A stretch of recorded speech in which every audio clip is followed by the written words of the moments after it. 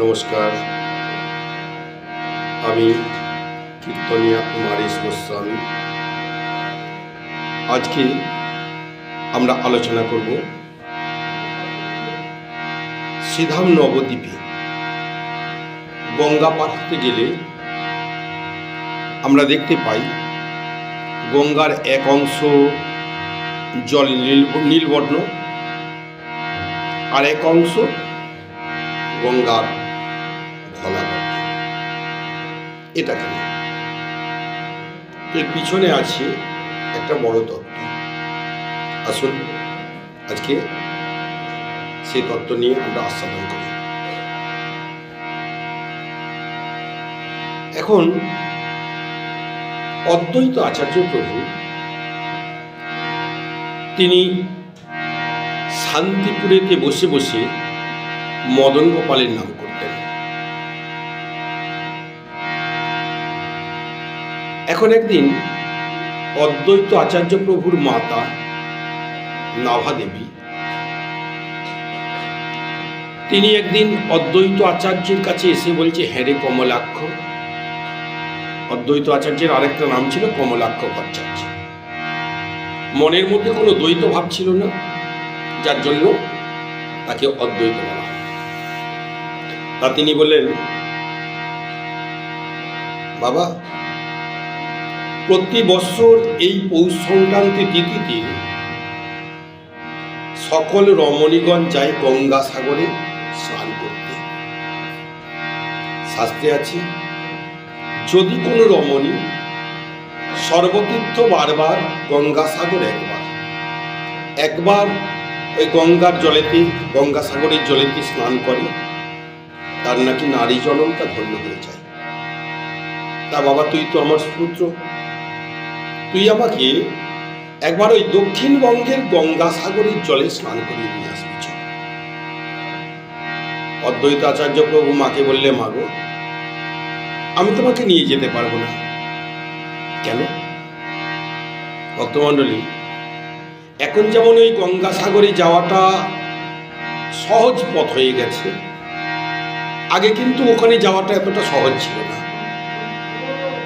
গঙ্গা সাগরে যেতে গেলে একটা জায়গা পার হতে হয়, যার নাম হলো শতমুখী।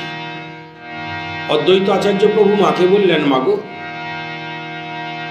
ওই গঙ্গা সাগরে যেতে গেলে শতমুখী পার হতে হবে।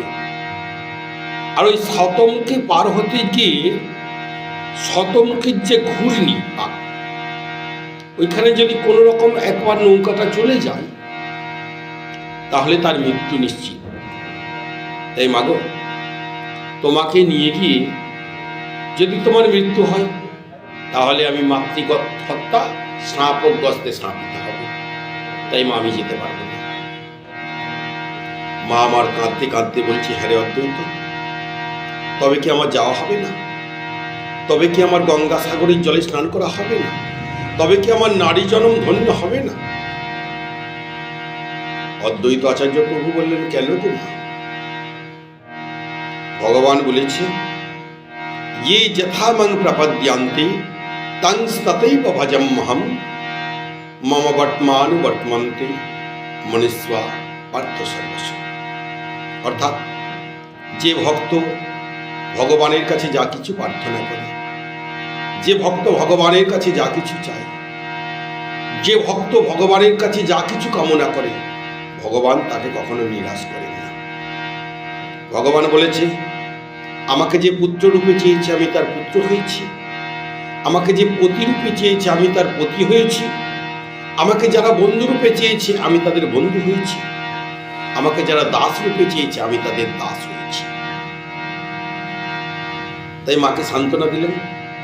মাকে সান্ত্বনা দিয়ে আজকে অদ্বৈত আচার্য প্রভু মাকে বলছে, মা শোনো, ডাকাটা যদি ডাকার মতন হয় তবে ওই দক্ষিণবঙ্গের গঙ্গাকে আমি এই নবদ্বীপের ভাগীরথীতে নিয়ে আসতে পারব। তাই অদ্বৈত আচার্য প্রভু কি করলেন? সুরধনী গঙ্গার জলেতে দাঁড়িয়ে দাঁড়িয়ে মা গঙ্গাকে আবাহন করছে, হে পতিত পাবনী গঙ্গা, তুমি কৃপা করে আমার মায়ের মনের ইচ্ছা পূরণ করো। বাবা, আপনারা জানেন শিব হইলেন অদ্বৈত। এই অদ্বৈত আচার্য পূর্বে দেবাদিদেব মহাদেব। গতকালের ভিডিওতে বলেছিলাম যে গঙ্গা দেবাদিদেব মহাদেবের মস্তকের মধ্যে আছে, তিনি ধারণ করেছিলেন, তার জন্য তার নাম হয়েছিল গঙ্গাধর। তাহলে আজকে ডাকছে দেবাদিদেব মহাদেব, যার জটার মধ্যে গঙ্গা আছে গো মা, সে কি না এসে থাকতে পারে? তাই অদ্বৈত আচার্য প্রভু যেই না গঙ্গাকে ডেকেছি মা আমার, অপূর্ব ধ্বনি করতে করতে আজকে দক্ষিণবঙ্গের গঙ্গা নবদ্বীপের শান্তিপুরীতে এসে উপনীত হল, প্লাবিত হল নবদ্বীপ ধাম। অদ্বৈত আচার্য প্রভু তাড়াতাড়ি মাকে নিয়ে এসে ওই গঙ্গার জলে স্নান করিয়ে দিলেন। এবার মা গঙ্গা অদ্বৈত আচার্য প্রভুকে বলছে, প্রভু, আমি দক্ষিণবঙ্গের গঙ্গা, আমি এই যে নবদ্বীপে এলাম, এটা জগৎবাসী জানবে কেমন করে? অদ্বৈত আচার্য প্রভু সেদিন বলেছিলেন, হে গঙ্গে, আজ থেকে এই শান্তিপুর থেকে নবদ্বীপ পর্যন্ত তোমার জলের অর্ধেক বর্ণ নীল বর্ণ হবে। যতদিন সৃষ্টি থাকবে, যতদিন মা গঙ্গা তুমি পৃথিবীতে প্রবাহিত হবে, ততদিন এই লীলা তুমি বহন করে চলবে, আর এই লীলা জগৎবাসী দর্শন করতে পারবে। তাই আজও আমরা নবদ্বীপে গেলে দেখতে পাই গঙ্গার অর্ধেক বর্ণ জল নীল আর অর্ধেক বর্ণ খোলা। আজকের আলোচ্য বিষয় এটাই ছিল। সমস্ত সাধুগুরু বৈষ্ণব পদে প্রণতি রইল। যদি কোনো ভুল ত্রুটি বলে থাকি অপরাধ মার্জনা করবেন। জয় রাধে, জয় গোবিন্দ, জয় শ্রী শ্রী গুরু মহারাজ কি জয়।